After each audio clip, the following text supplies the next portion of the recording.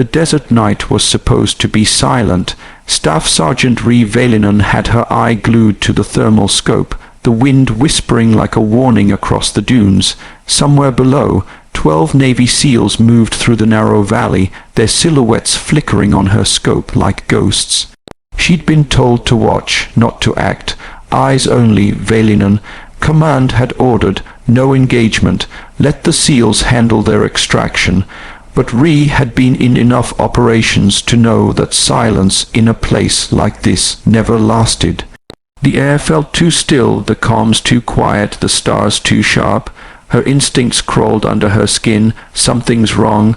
She muttered to her spotter, Corporal Leith. He didn't respond, just chewed on his lip, scanning the ridges through his binoculars. Ree adjusted her scope. That's when she saw it. Heat signatures, dozens of them, lying flat along the canyon walls. Taliban fighters waiting. Ree's breath caught. Oh no, they're walking into a kill zone. She switched frequencies, called it in. Overwatch 3 to command. Multiple tangos on the ridgeline, ambush imminent, requesting permission to engage. Static answered her, then command's cold voice, negative, hold position, the SEALs will adjust. They won't adjust if they're dead, she snapped. But the line went silent again. Down below, the SEAL team moved deeper into the canyon, unaware of what waited for them. Ree clenched her jaw. Leith ranged to the nearest target. 600 meters, he said, voice shaking. Ma'am, command said. I heard what they said. Ree's finger hovered over the trigger. She could already see the first muzzle flash light up the dark. Then chaos erupted. The canyon exploded with gunfire, tracers ripping through the night. The SEALs scrambled for cover, shouting over comms that broke into screams. Ree didn't wait. She pulled the trigger. Her custom M200 intervention bucked into her shoulder. One insurgent's head snapped back. She cycled the bolt and fired again. 2 shots, 2 kills. Contact, who the hell's firing? Command's voice barked in her headset. Ree ignored it. She was in flow now, breathing steady, eyes tracking movement, every trigger pull ending a life. That's one less shooting at our boys, she muttered. Leith tried to stop her, his hands trembling. Sergeant, they'll court, marshal you, better that than watching them die. The Taliban had the high ground and the numbers. Mortars started thudding, sending walls of dust down the cliffs.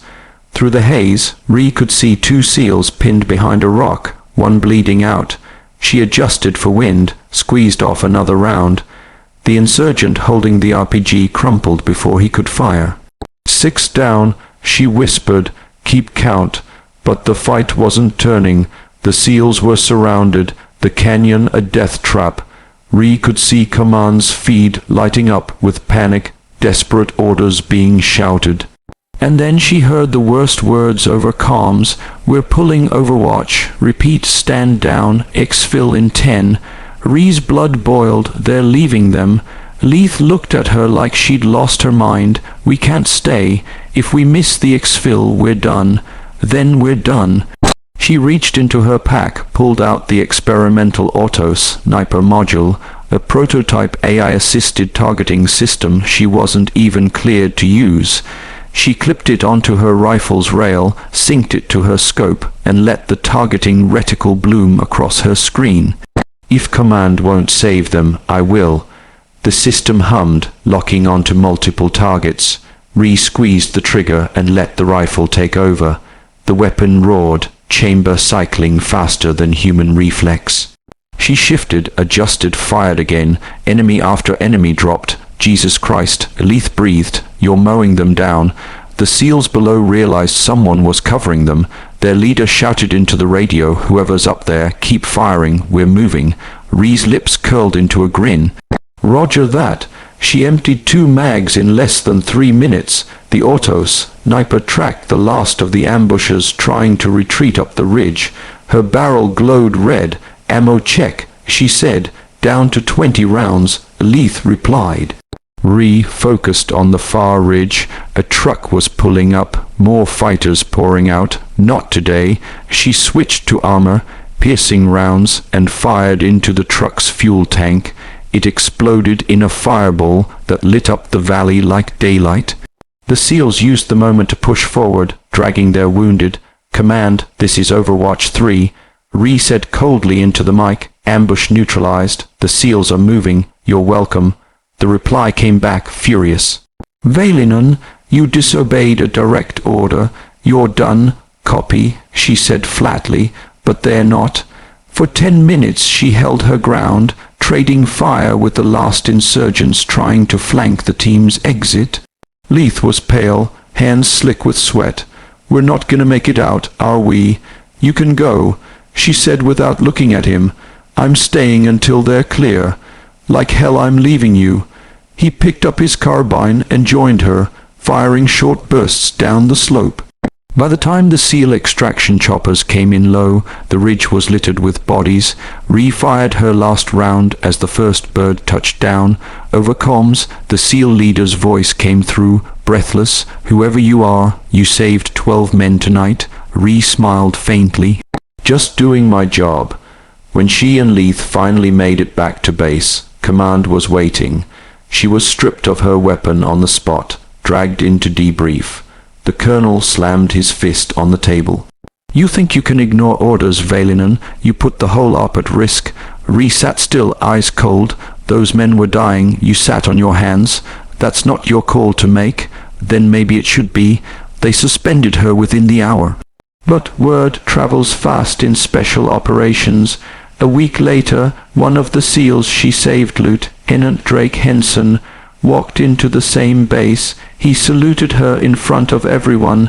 "Ma'am, my team owes you our lives. Command can call you a problem all they want. We call you a damn hero." The colonel didn't look pleased, but he didn't stop him either. Ree just nodded. "Glad you made it home, Lieutenant. We all did, because you didn't listen." That night, she sat alone outside her barracks, polishing the rifle that had been confiscated hours earlier, but quietly returned by a sympathetic quartermaster. The desert wind carried the faint sound of rotors in the distance. She closed her eyes. Maybe she'd broken the chain of command. Maybe she'd ended her career, but she'd saved 12 lives, and she'd do it again. Months later, her name was whispered in other operations. Units that once mocked her now asked for her Overwatch. She was unofficially reinstated, her record sealed. The brass never admitted it publicly, but every man on that mission knew the truth. When the enemy had the high ground, when the system froze in fear, it was a woman they called, the Queen, who'd refused to watch heroes die. Ree Valinan didn't earn her stripes by following orders. She earned them by defying them when it mattered most. In the end, she didn't need medals or promotions. The 12 men who'd walked out of that canyon alive were proof enough. And somewhere in the dark, under another silent sky, her rifle rested on a new ridge, scope glinting faintly as she whispered into the wind, "Overwatch ready."